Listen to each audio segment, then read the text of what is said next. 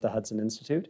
And we are honored to have with us as our guests two senior leaders from the United States Air Force who've made their way over here from the Pentagon to talk about what the Air Force is doing in cyberspace and the electromagnetic spectrum, as well as intelligence in both their budget and also into their future years' defense plans. So Lieutenant General Richard Moore, who is here, who's the Deputy Chief of Staff for Plans and Programs. So he's in charge of pulling together the Air Force budget and program, which is it's kind of a thankless job, but it's a necessary job, obviously, to get something pulled together that can turn into a budget and then go over to Capitol Hill. Also with us is Lieutenant General Leah Lauerbach, and she is the head of Deputy Chief of Staff for Intelligence, Surveillance and Reconnaissance, and Cyber Effects at the Headquarters Air Force. So two senior leaders from the Air Force, from the A8 and from the A2, A6, here to talk to us a little bit about cyber and electromagnetic spectrum operations. So thank you, generals, for being here today. Thanks for the invite.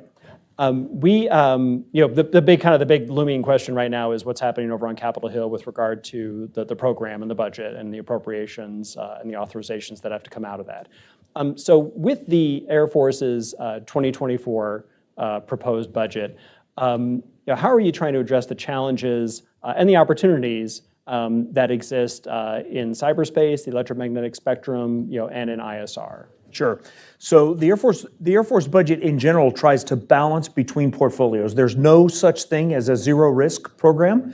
No company has unlimited money, and ours is no different. And so across the portfolios that we have to see to, everything from child development centers to airlift to electromagnetic spectrum operations, we try and balance the risk within each of those portfolios. And I think we did a reasonable job in the FY24 program. So the FY24 budget was presented to Congress in late April. It has now gone through hearings and markup. 3 of the 4 committees have marked. We have the House Appropriations Committee for Defense, the House Armed Services Committee, and the Senate Armed Services Committee. We have their marks.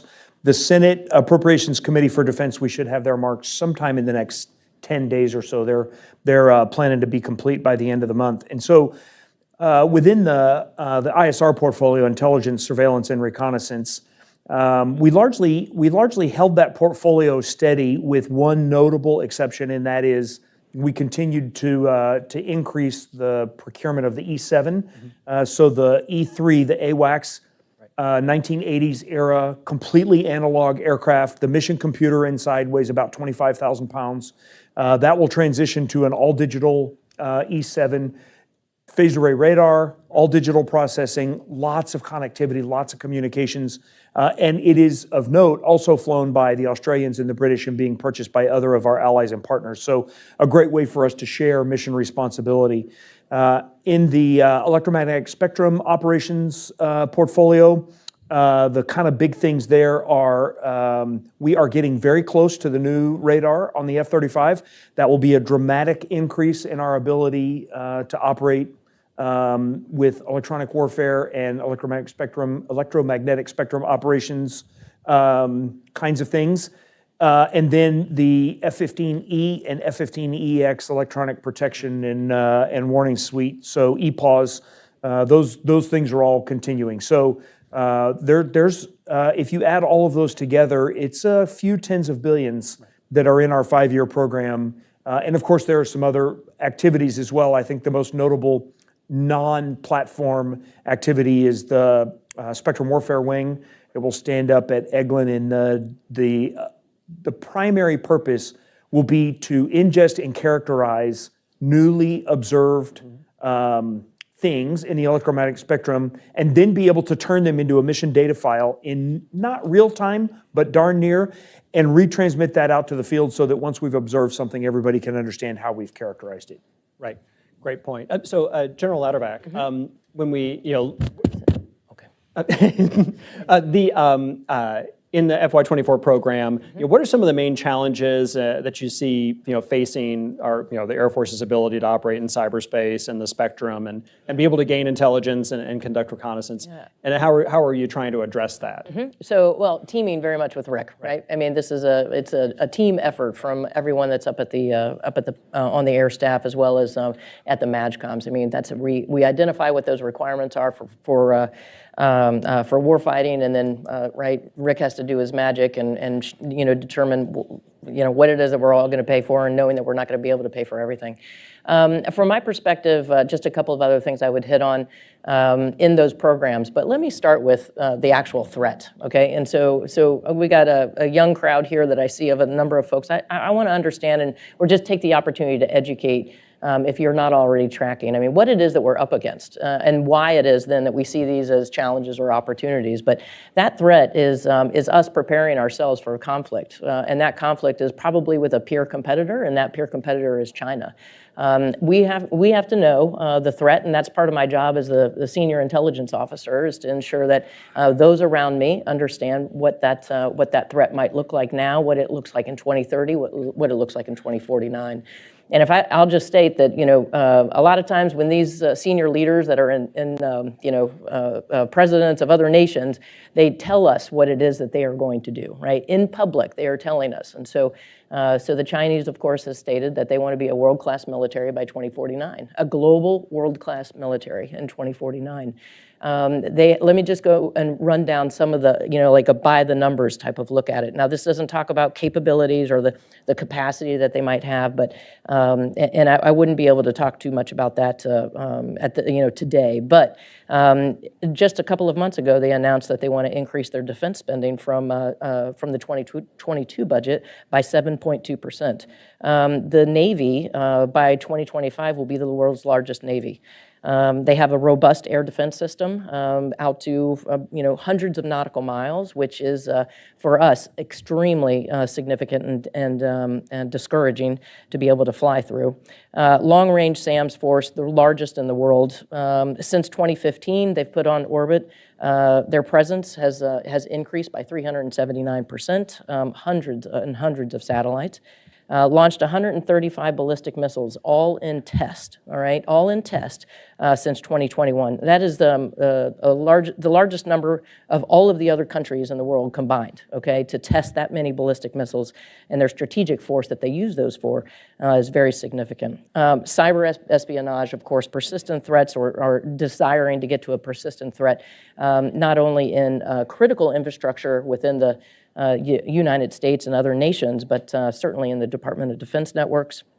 They want to have an attack capability in cyber, and then from electromagnetic warfare perspective, they understand that is absolutely critical to any warfighting capability that they want to have. So I always say that they've been modernizing for 20 years, and we continue to see them modernize, right? Increase capabilities, but also enhance their capabilities. But they are a modern military. Nobody should have any other idea of that at this point. They are a modern military, and we need to get ready for it. So hence the budget. Just a couple of other things that I would say from an ISR perspective. We have an opportunity, and we can talk more about it in other questions, of going to a space-based capability. So a capacity that will allow us to have, if we do this right, develop an infrastructure that develop an architecture and an infrastructure that allows us to have persistence in a lot of places in the world that we would like to have. From an IMSO perspective, General Moore spoke to the Spectrum Warfare Wing. We'll stand up another aspect of that wing. The Spectrum Warfare Group will stand up here this fall or in the spring. I mean, think of software techniques, cognitive EW techniques that we are experimenting with and know that we would need to get to and field. And then the last thing I would say on IMSO is battle management capability. So these are all conversations that we're having, and in some cases, right, putting money towards experimentation, developing out the beginnings of these. But we've got to be able to fight in a home game for China, right? Home game for China, away game for us is significant, and we know in all of these areas we're going to have to get a little bit better.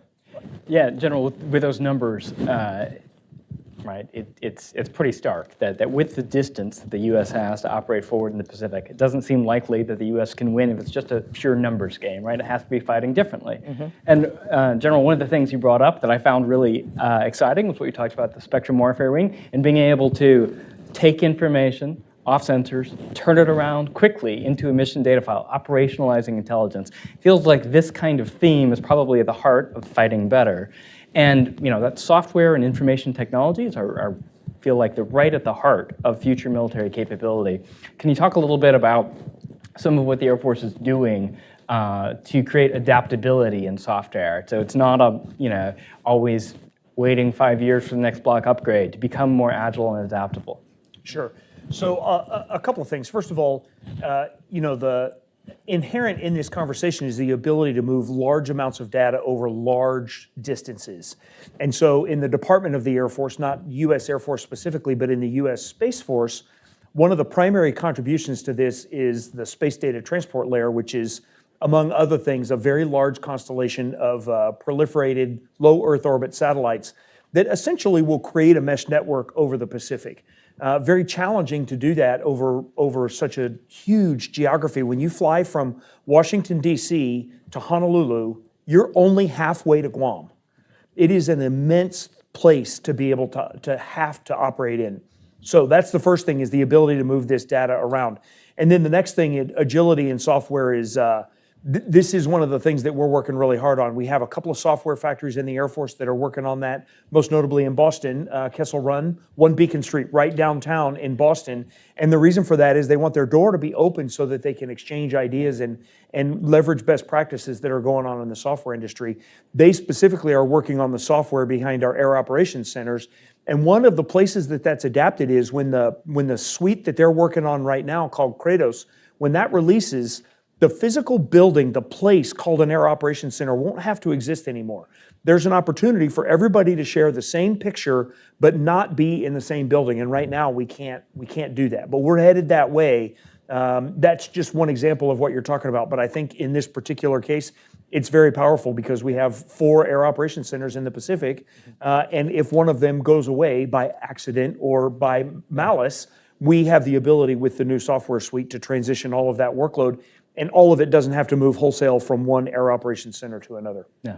Can I just talk to the expertise, right? The people that make that happen. So we started this a number of years ago, sending our youngest, our best and brightest, who have a knack for this. I mean, I feel like at some point I was the best and brightest, but never had a knack for this, right? So these young folks that we've sent to Kessel Run and other labs, doing great things. Part of my job is, as the functional authority for the cyber folks within the Air Force, is to how do we develop that expertise across a wider array of folks, right? And not just a boutique kind of thing. And so we're doing that from a manpower or a training perspective, and I'll call it the technical track. So this is something new and different that in the Air Force we haven't done. You come up in the Air Force as a lieutenant, a captain, and here are the things that you need to do. Be a flight commander, right? Learn leadership. Be a tactician, yada yada, and then you move up to squadron command and group command, those types of things. And we're losing some folks that don't necessarily want to, don't want to have that job jar of leader, commander kind of thing. They know that they're going to be a leader, and we absolutely want them to be all leaders in the service. But we also want them to have this expertise that today we just don't have, or we don't get necessarily out of the officer corps anyhow. And so we're developing right now. We've got a pilot that is about to start, I will say. We're working with our fellow teammates in the A1 community to determine how do we keep somebody, a young officer who's maybe been trained, exquisitely trained with U.S. Cyber Command tools and software capabilities and that type of thing, and then keep them on this same track. Maybe give them leadership opportunities in that, but still maintaining an expertise, growing the expertise in that technical track, and not having to go a different route. Right, so. Something new and different for us. It really highlights kind of the importance of the information domain or the information environment in terms of gaining military advantage. I mean, we talk about how do we distribute the AOC, how do we improve its functionality, how do we make it more adaptable. That's about making our own decision making more effective and improving our own ability to use information, gather information. Are we building the kind of capabilities we need to be able to both improve the quality and speed of our decision making as well as degrade that of opponents? Do we need to think about this? It's a two-sided competition. It's not just about us getting better. Can we make the other guy not as good? And so You bet, how do the Chinese view that? And then is there a way that we can sort of impact that with our operations? Yeah, well, the Chinese view information dominance as a prerequisite to any war fighting that they're going to do. And we have an understanding, I would say, that from a cyber capability, I mean, we will expect attacks, trying to disrupt our information, the information domain for us, trying to, whatever that might be. Absolutely, we understand that information dominance is a requirement for the Chinese in war fighting. We think the same thing, though, right? I mean, this is not, and it's not that we haven't been doing it. Let me couch it in 4 ways, and you captured like 2 of these. In the information environment, you've got to think of informing. So as an intelligence professional, my number 1 job is to be informing the operator, the decision maker, whomever that is, or the boots on the ground, right? Number 2, we need to be able to protect all of the information, our own information space, right? And if that's through communications, cyber defense, that type of thing. Absolutely. So think of those 2 things on the left-hand side of the chart, if you will, as to informing and defending, and those are things that blue does. On the what we want to do on the red side of the house is that we want to be able to influence, and then perhaps we want to be able to attack. So from an information warfare perspective, we've got to think of it in all of those 4 areas.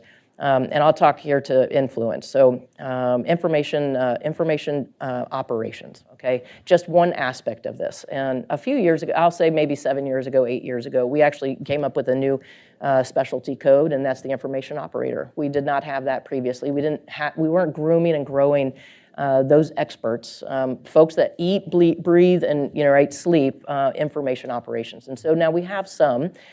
We've got almost 200 of these officers, and it's an all-in-officer corps. And these are I just went down to the training class a few months ago, and it's just so great to see all these young lieutenants. But they're all folks with the social sciences degrees, behavioral science, psychology. How do you get in the mind of the adversary, whomever that is, right? And then so how do you influence what it is that you want what's the behavior that you want to see from that adversary? And so that's a large aspect of certainly growing that. I would say we've done this well at a tactical level for many decades, okay? I mean, tactical deception is a part of that, military deception, right? That's an aspect of all of that, and we've done that well. Where we struggle is institutionalizing it, growing the capability, and then I would say at a strategic level, trying to synchronize, especially when you have a capability or a peer competitor like Russia or China. How do you get the whole of government thinking the same thing? And so the service, of course, is not. We've got our small part in it, but we're not going to lead that. But so those are some of the pieces and parts that we've got from a service perspective. There's a force design element of this too, General Moore, in that if you build the force in a way that's predictable and you kind of operates the way it operates, right? Then you're reducing the ability of your force to create deception or to confuse the enemy. So if you basically are fielding a bunch of kind of the TAC air looks like the TAC air of the past. We don't have a lot of different pieces to move around or compose. Are we trying to make the force more diversified from a force design perspective? Absolutely, and I would say that phenomenon that you're talking about, that doesn't have to be. Yeah. It doesn't have to be that just because you've built one kind of a force based on a particular set of TAC air platforms that you can only use them in the ways that we've always used them, especially when you consider the connectivity and the collection aspects of the platforms that we have now. They can be used very differently. And so if you constrain your thinking and therefore constrain your force, it becomes predictable and therefore not particularly useful or survivable. That doesn't have to be the case, though. Right. Can I give you a perfect example of that? Would be the RQ-1.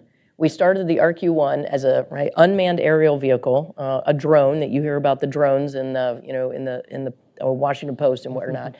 That RQ-1 started. It was a ISR platform. Then we decided to put weapons on it. bombs on it, air-to-air missiles on it, right? And so MQ-1, then it became the MQ-9, and now it's something that absolutely you get some persistence, but from an ISR perspective, but now you have an attack capability that the adversary might not be expecting, so yeah. So you brought up these two themes here. We've talked about these intangible things, which are increasingly important, cyber effects, EMSO effects, information operations. And we've talked about the importance of adaptability in the force.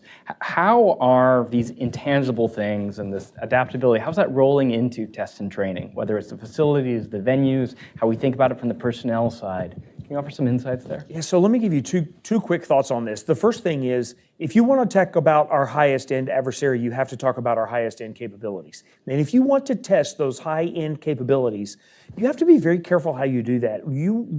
There are a lot of things that our platforms can do now that we don't want to do in open air because we don't want any of that to be seen. And so what you have to consider is how you do test in a little bit different way. How can you do test in a high-end, high-fidelity, high-quality simulation environment so that you can collect the kind of data that you're thinking about that will tell you if your weapon systems are going to perform or not, but not do that in open air? We've always done this on the Nellis Test and Training Range. It's the highest end range there is, but there are things that we won't do there.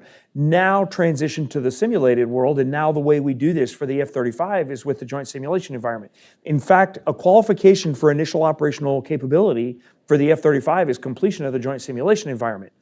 It has always been that items that test were too expensive to use for training, and items that train weren't high precision enough to use for test. JSE is the first time that we've started to see those come together. And so the training platform for the F-35 will be the Joint Simulation Environment.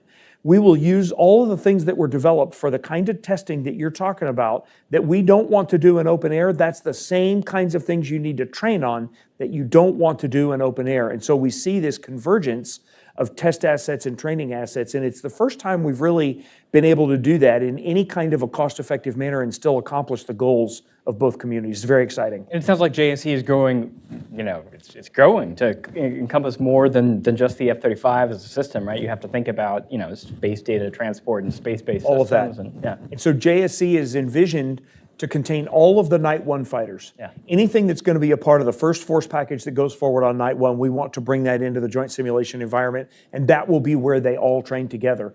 We will build out additional locations. The Virtual Test and Training Center at Nellis will be the next one to get JSE as a part of its training suite, and that'll become the high-end training capability that we have. In the cyber world, I think there's some of the similar challenges, obviously. Yes, absolutely. Yeah. So, and I also want you to remember and think that as a service, we're doing OT&E. So when we talk about cyber ranges, yes, we've got some of that in the Air Force, but a lot of that will be in U.S. Cyber Command as well, because they've got the offense-defense type of missions. Though at some point, and I'll just speak to it at this point, like there is a cyber, let me make a distinction here between cyber and communications. So yes, I've got the A6 function within in my portfolio. And a number of years ago, say 12 or 13 years ago, we just went away from the term communications and we called it all cyber.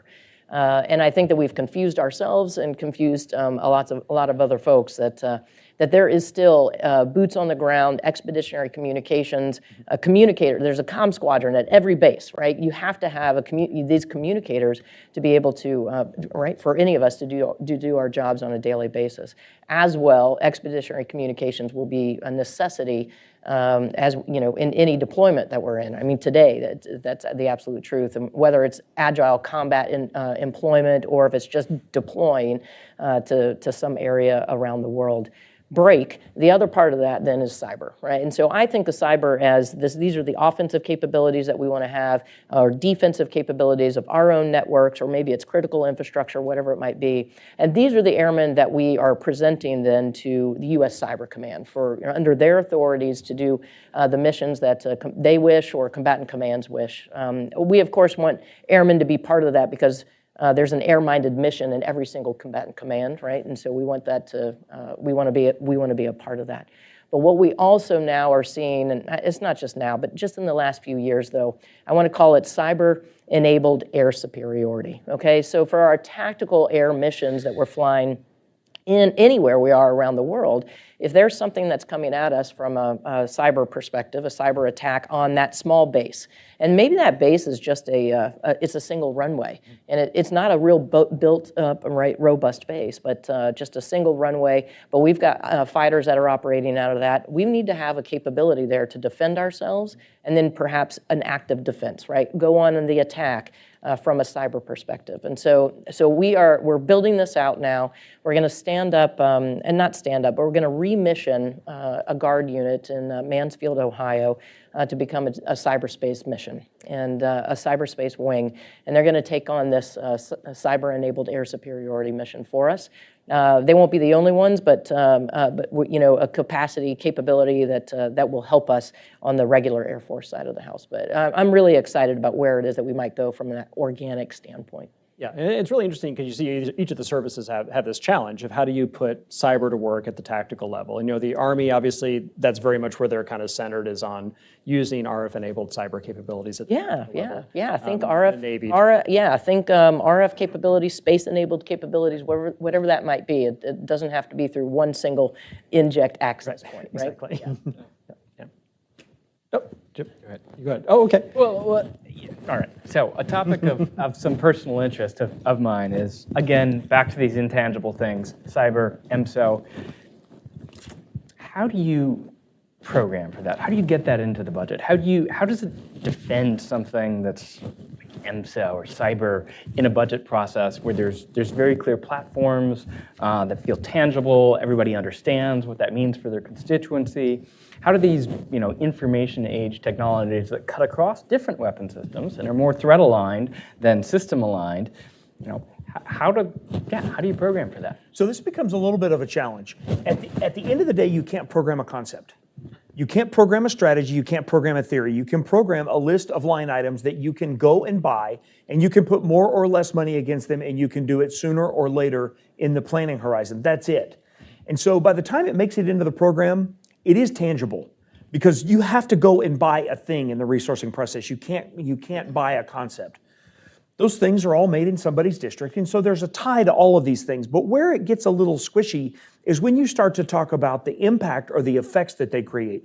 First of all, a lot of them are classified beyond the level that you can discuss in polite company.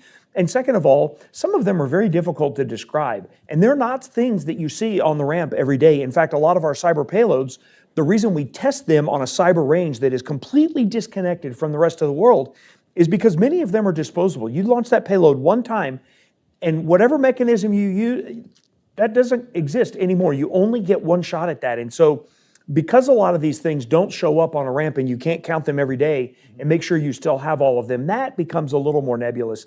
But the way they fit into the battle and the way they will be used against us, those are all pretty clear. And at the end of the day, by the time they make it into the program, it's a list of things to go and buy. Mm-hmm. I just think it's difficult. It is so tricky to be able to. Yeah, you got it. You got it. It's you know, because there's an IT portfolio, but not a warfighting portfolio, right? So IT portfolio, but things that we have to have in order to have VTCs and email and all that kind of good stuff that has to happen for us to work on a daily basis. Then you've got the cyber portfolio. If it's defensive or offensive, think the expeditionary communications. I mean, so there are kits, expeditionary communication kits that that General Moore has to purchase for us, or you know, give me the money to purchase, and then we can go out and do those expeditionary communications and at, you know, island X, Y, or Z type of thing. So you're not having the money, and you may not get the kits. Just to manage expectations. Thanks. I'm glad you got your default answer in there. Yeah. So to kind of, you know, continue the discussion about the program and what we are and what are not able to do, the Air Force is going through a kind of a generational recap of its ISR aircraft and its ISR capabilities. And General Louderback, you talked a little bit about space capabilities. Now they're kind of growing as a contributor to ISR in the future. But we're still buying a lot of air-breathing aircraft that are going to go out and do things in the aerial there. So what's the, you know, how are we approaching that? And how do we value those air-breathing, wide-body aircraft for the most part, or slow-moving aircraft, versus the kinds of threat they're going to face, and then how do we mitigate those challenges?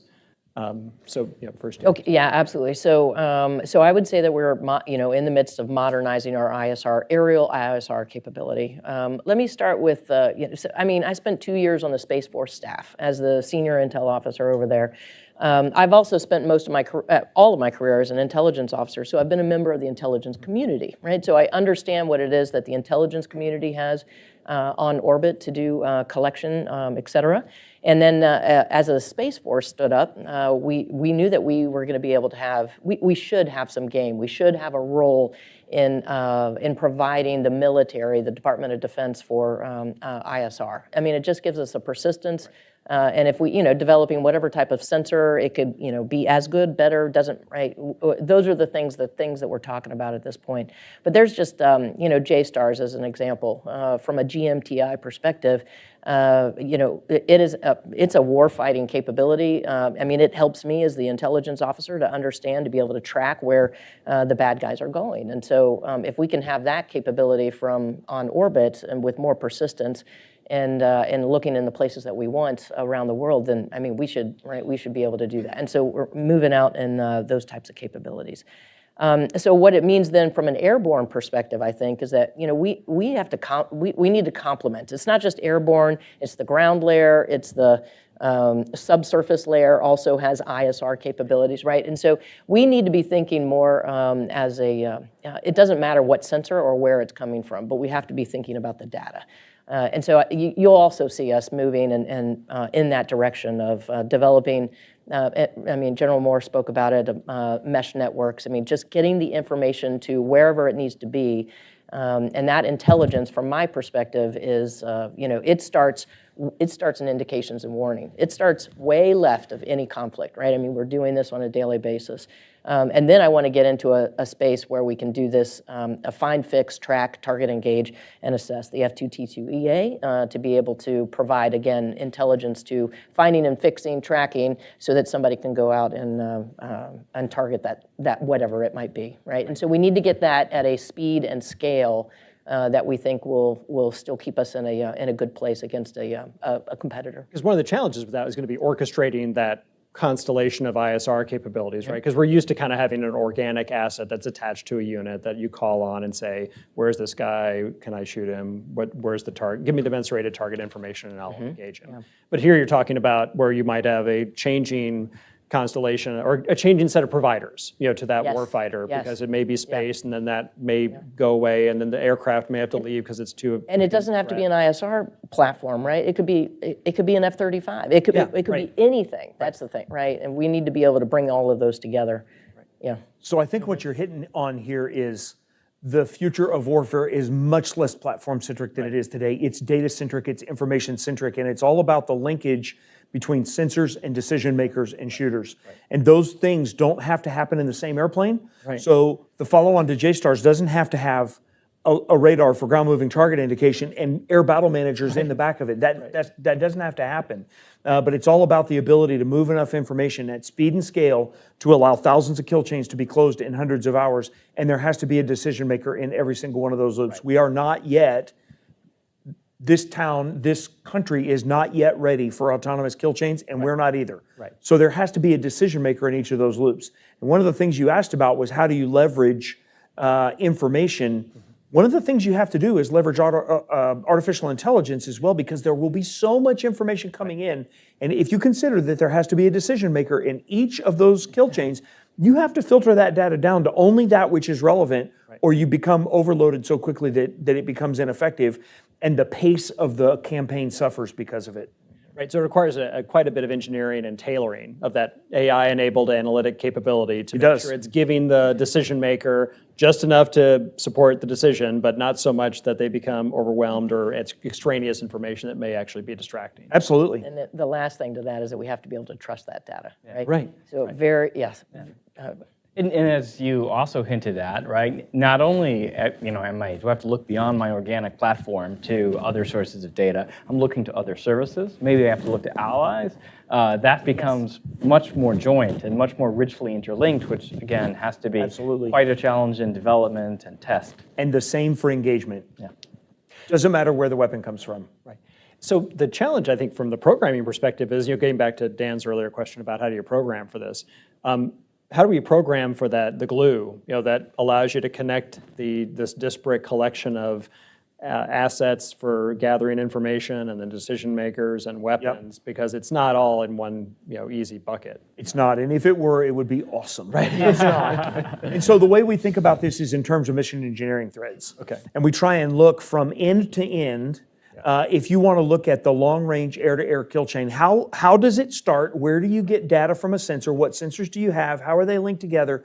Where does that information go? This is, okay, if there's a decision maker in each kill, where is he? Right. Where is she? Right. What role are they playing? And how do you get that information back out to the shooters, to the weapon, to include an in-flight target update if required, and actually cause an effect on the battlefield? And so the key is to understand the things that need to occur.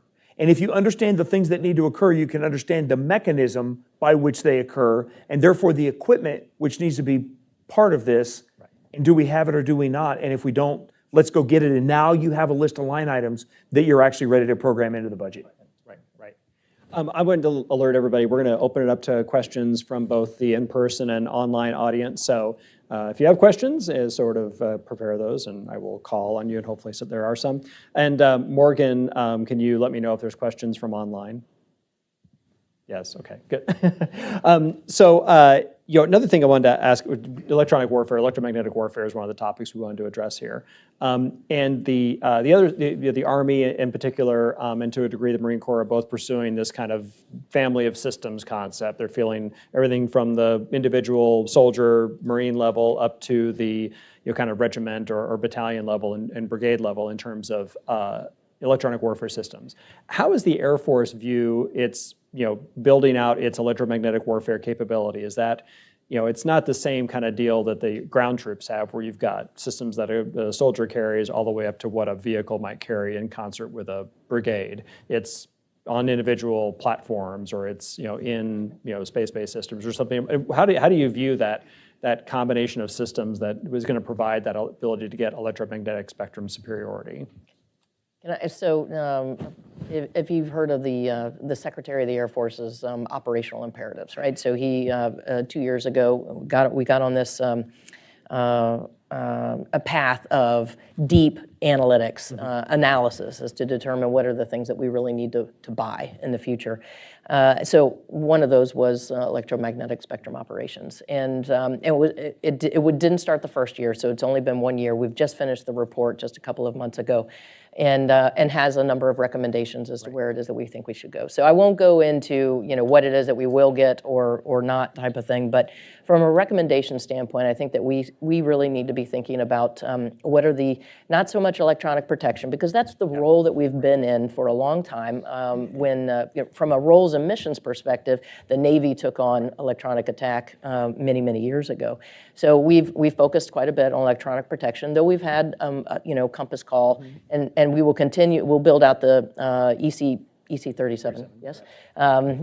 Here in the next, actually, I think in the next year or two, when we'll get to EC-37, we'll buy 10 of those type of thing. But we need to be thinking about and prioritizing ourselves with strategic or electronic attack, as opposed to just the electronic protection. And then what are the techniques that will come with that electronic attack? Cognitive electronic warfare, software defined, right? I mean, it doing its thing all by itself, not, right? No human being in the loop on how does it determine how it's being attacked, where it's being attacked from, and then what, how does it do take on the mission itself, type of thing. And then again, it's institutional. Institutionalizing this for the service. So we really need to build out our capability, our expertise. And I'm talking about manpower. People have to be doing this. And so the Spectrum Warfare Wing, just being able to stand that up, fulfilling the number of officers and enlisted members that we'll have there, standing up the next group, that type of thing. I mean, that's going to help us. Very much from the Air Force leadership perspective, we are investing in this area. It's just, we've just got to get after it, and we've got to get after it as quickly as we can. Right, but that brings up a good point, is that there's this transition from a roles and missions conversation where the Navy was largely taking on this role of being the electronic attack provider to naval and air forces, and in terms of controlling the spectrum, and I think, but I think, resident in the Air Force, there's a lot of electronic attack capability that could be brought to bear. It's just inherent in other platforms. You have 35, collaborative combat aircraft are going to incorporate it. I think EPAWS probably has a lot more electromagnetic offense capability than we probably give it credit for, because it's treated mostly as a defensive system. But so it seems like there's a lot of the raw materials there. It's a matter of changing the mindset from being just protecting our own use of the spectrum to denying it to somebody else. Dan, did you have any? I don't. Oh, good. Well, because I have other questions here, but we'll turn to the audience, though, to see if we have questions from the audience. We'll bring the microphone around if you have questions. Morgan, are there questions from the online audience? Okay, gentleman up here in the front, we'll start with the Post-it notes. So if you could say where you're from and then what your question is. I'm Franklin. I'm from Washington, D.C., and my question is specifically to General Lauterbach. You talked about China's, I think you said China surpassed the U.S., and so in relation to that, what plan does the Pentagon have in addressing that, especially with the weather balloon over, I think, a couple months ago with China, I feel like, infiltrating the U.S., so what plan does the Pentagon have in remedying that? Okay, yeah, great, thank you. So I wouldn't say that China has surpassed us. So you remember when I talked about China, for them it's a home game. And then we have a global, world-class military already, and we've been operating that for decades. So that is their goal, is to get to that, and 2049 is the year that they've given themselves the goal for. So I wouldn't say that they've surpassed us, but it is a significant challenge in the Pacific if we were to become in a conflict or into close competition or crisis, I would say. So when you say, like, we'll use the balloon as an example, I would tell folks that China and that modernization that they've done with their ISR capabilities, right, their intelligence collection capabilities on orbit, is much, much greater than what it is that a balloon will offer, okay? And so I would just tell you that that was a significant event, certainly, for a balloon to be flying over the United States. And from that, we certainly, you asked because how are we operating that from the Pentagon or responding that from a Pentagon perspective. So you'll remember that we have combatant commands, and we have a NORAD NORTHCOM, which is the combatant command for the defense of the United States. And they absolutely have taken those lessons and learned that to applied that to how it is that we would defend ourselves in a quicker manner, perhaps, or however it is that the policy folks will allow us to do that. Yeah. You said in a quicker manner. Why did it take so long for you along this OPS for taking that? So why was the response time so long? Well, I can't answer that from Leah Lauterbach's understanding, but what I'll tell you is that, I mean, what had been said in the press and how the Department of Defense answered that question already is there was a decision that was made, and the decision was made because I'll just decline. How about that? I will decline to answer any more to that because I know I've got other folks on the line here, but we've already answered that. From a Department of Defense and from a national security perspective, yeah. All right, next question there in the back, in front of Kyle. Hi, my name is Jerry Case. From here in Washington, D.C. I'm an RF engineer, and I appreciate this conversation because I think a lot of times, I think there's a lot of conversation now that seems to, I think, criticize, I think, the funding and I think when it comes to spectrum and licensed, unlicensed, DoD, and the commercial side not working together. But how, in terms of workforce development, how can we better bridge I think the capabilities that clearly I think engineers and a lot of technical folks in the military are doing with people who are trying to, on the commercial side, make sure that we could still be a dominating figure and not China when it comes to spectrum in the future. So a couple of things on this. First of all, most of the development of equipment we don't do ourselves. The defense industrial base does that, and so they're the ones that are bringing on new engineers and new developers and building hardware that accomplishes the kind of things we're talking about here. However, how many of you are from local school today? Okay, cool. Why does this matter? Is this the most fun thing you've ever done in your whole life in this school? Love it. Okay, why this matters is because that workforce, regardless of whether we do it ourselves or whether we have folks that help with the integration or whether the defense industrial base does it, if you want to talk about our highest end adversaries, you have to talk about our highest end capabilities. Only 25% of the STEM graduates from college in the United States every year are US citizens. And for the defense industry, the highest end workforce, that's where that workforce comes from. And as that percentage stays fairly small, the workforce that's even available to be a part of this is fairly small. And so that is a limit on our capacity to develop and incorporate new equipment that is able to create new effects. Nevertheless, our defense industrial base is highly capable and is doing this at speed and scale. So we are able to do this successfully, but it has to be very carefully managed. And what you're kind of, I think what you're implying is that workforce is precious and it is a national asset. And if we want to have high-end capabilities, we better take care of and develop that workforce, and you could not be more correct. And in general, I think the DoD is using a lot more commercial capabilities, or leveraging a lot more commercial capabilities for electromagnetic spectrum systems. We're putting 5G. Yep. Any chance we get. Right, and using commercial capabilities. So you're leveraging a commercial industry that also generates the equipment that is used by citizens. Yeah. Right. But there are a lot of things that we do that industry has no interest in whatsoever. Right, exactly. Yeah. They have no interest in a phased array seeker for the head of a missile. There's not a lot of business for that. Yeah. All right, next question, Mark. Hi, Mark Melton. I'm here at Hudson. My question, you were talking earlier about kill chains and taking the information, making the decision, and then getting that to the shooter.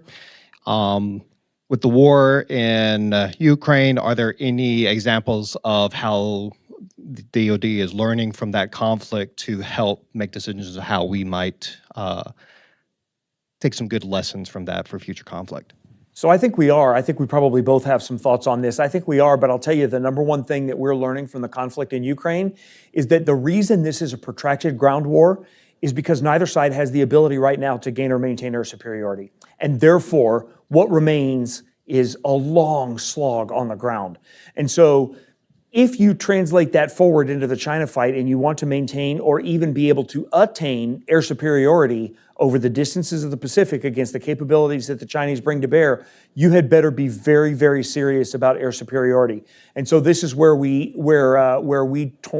point our program is towards the ability to gain and maintain, even if only temporarily for post operations, air superiority in the Chinese theater. And so some pretty high-end investments. The most notable that you'll see on the platform side is next-gen air dominance and then next-gen air-to-air missiles as well. That's the number one lesson I think that we're taking from Ukraine. Yeah, from my perspective, two things on the intel side of the house. One is the commercial capability that, if it's Starlink or commercial imaging capabilities brought to bear. That is just, it wasn't something that was new to us, but the ability to use this, the scale of it, and so rapidly, I think was something that, we just need to understand as to how can we use that, to inform ourselves. That would also include publicly available information or commercially available information, right? PAI, CAI is things that we bring in from a data perspective for intel and turn that into, or data and turn it into intel. The second thing is the ability to use commercial capabilities like that allows you to share it much more rapidly with partners.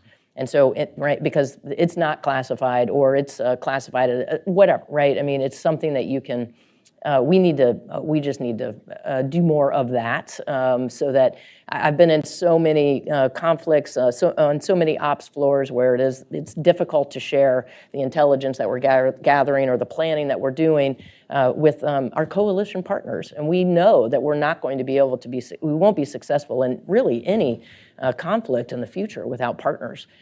So that's a big lesson as well that I know we've gotten from an intelligence perspective out of that. There's a related theme that I'd like to probe here. So one of the things we've seen in Ukraine is the rise of these improvised kill chains, if you will. You talk about PAI, CAI, applications on handheld phones, Starlink links, and people are kludging together kill chains that are at least somewhat effective. If we think about the agility that creates, and we try to map that back to the Air Force, one of the things we talked about is high-end kill chains, where we're going to take a deliberate approach. We're going to have mission engineering. We're going to identify the things that aren't working. And very often, when you get into those details, they're nitinoid things. That there's just something I can't stuff into a J-series message, and I have to modify software to be able to do that. But when I modify software, I create the opportunity for vulnerabilities in my networks. How do you balance agility, the ability to improvise, and the need for security? How are you thinking about that? Let's not get too excited about what's going on with that in Ukraine, because the phenomenon you talk about is very real, but dozens of them, not thousands of them. Yeah. And so the ability to adapt absolutely has to be a part of this, but we have to also understand that fundamentally the requirement is thousands of kill chains in hundreds of hours. That implies that you have to have already figured much of this out ahead of time, because the time that it takes to improvise at that scale, you don't have it. Well, I'm just thinking about, this might be a little bit more difficult, complex of an answer. The Air Force has, through all of our, those manned and unmanned aerial ISR capabilities that we've had over the last couple of decades, we've developed what we've called, the architecture is called the DCGS. And this is a lot of airmen that we have that are doing exploitation of this MQ-9, this, right, whatever it is. And we did it in a very stovepiped manner. And so in 2018, I'll say it wasn't fast agility. I don't know. Is there a slow term to agility? Right? But we did change, Government right? service. Yeah. Right. So we did change, and how we changed to is a problem-centric approach, but using multi-intelligence capabilities.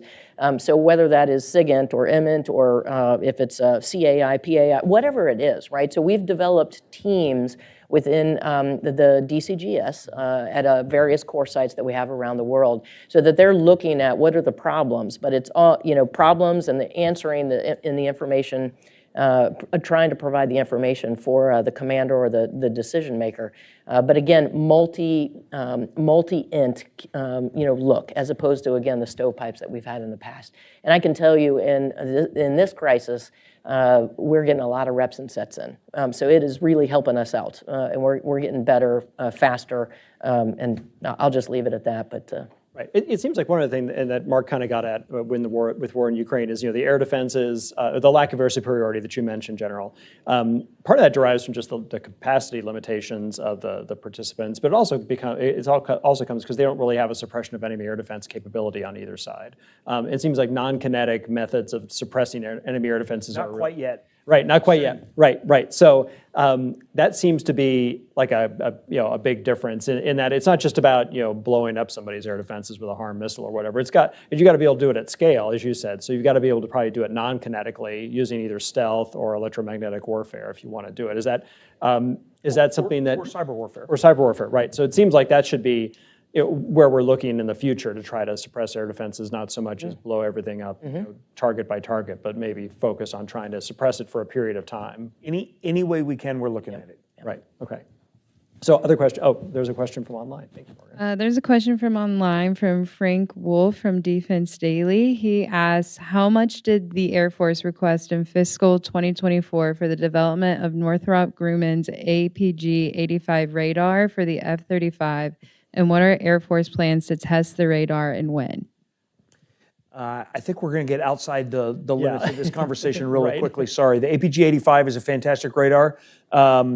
We intend to procure that for the F-35. That's the radar that we intend to use going forward. The rest of that, we would have to talk about that in a different forum, unfortunately. But it's a new radar to replace the APG-81. existing radar, the APG-81. Right. Okay. Great. Thank you. Yeah. Oh, wait a minute. Let's see. We'll give somebody else a chance. There we go. She'll bring the microphone around. That way you can.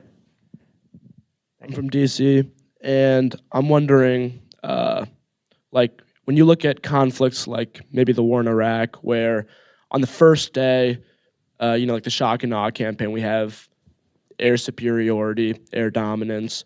When you shift that into, a conflict with like a near peer adversary, and especially when you get into, the cyberspace, like where we don't necessarily have the capability to send aircraft to China where our operational goals are. How do we make sure that, we don't get sort of caught up in the conflict of like initially who has that sort of cyber advantage and keep on like, actually making sure there's aircraft and pilots and missiles and bombs involved? Like is that sending standoff weapons from a longer distance, or is that, keeping on sending planes in but having more electronic warfare? What does that look like? What was your name again? Leighton. Leighton. Okay, I'm going to sign you up to come in. So I'll give you a little bit of a conceptual answer, and then we'll go maybe one level down. The conceptual answer is what you're talking about is the ability to coordinate across domains. You can't just think about airplanes. You can't just think about undersea capability. You can't just think about cyber. You have to think about all of them together. And so what you have to do is understand how all of those things will come together, and then how you'll counter them, and then come in behind that with your own effects. For example, we don't necessarily view the China campaign as an air dominance, an air supremacy campaign like Iraq was. We don't think we'll have that, but we do believe that we'll be able to create air superiority for pulsed operations. And all of the domains that you talked about, plus one major one that you didn't, which is space, those all have to come together in order to create that air superiority for pulsed operations. And we have seen in war game after war game after war game that the space domain is one of the most important domains for determining the outcome. There is also one fundamental difference between China and Iraq. China is a nuclear armed adversary and Iraq wasn't. And so this constrains the thinking when you consider what the target set might be and what you're able to hit.